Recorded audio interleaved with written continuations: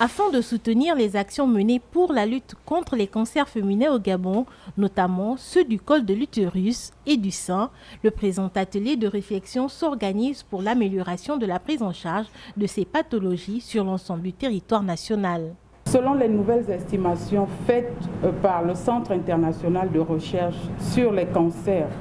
au cours de l'année 2020, le taux d'incidence du cancer du col de l'utérus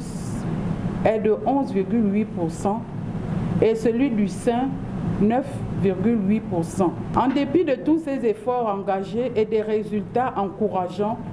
issus des activités de sensibilisation et de dépistage sur l'ensemble des régions sanitaires, la lutte contre les cancers féminins reste encore confrontée à certains défis de taille,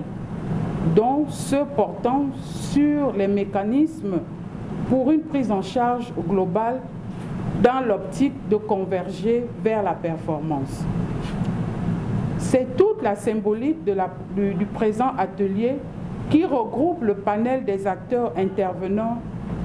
dans la gestion des patients. Situation épidémiologique des cancers ciblés, prise en charge psychologique des patients et accompagnement des personnes atteintes sont quelques-unes des thématiques sur lesquelles vont se pencher les participants de cet atelier. Le cancer du sein est désormais le premier cancer de la femme au Gabon, avec à peu près 30%, suivi du cancer du col de l'utérus, et que les deux cancers sont à l'origine d'à peu près 400 décès. Et nous nous sommes rendus compte que la femme qui fait le cancer du sein et du col est une femme multipare, c'est-à-dire qui a déjà fait beaucoup d'enfants, qui n'a pas une activité rémunératrice. La plupart de nos femmes chez qui nous diagnostiquons les cancers, nous le faisons dans 70 à 80% des cas au stade avancé. Voilà pourquoi c'est difficile de soigner, parce que nous avons aussi des cas de cancer qui sont un peu particuliers. Sensibiliser toutes les parties prenantes sur la bonne gestion des cas suspects des cancers du sein et du col de l'utérus et formuler les recommandations pour l'amélioration de la prise en charge des patients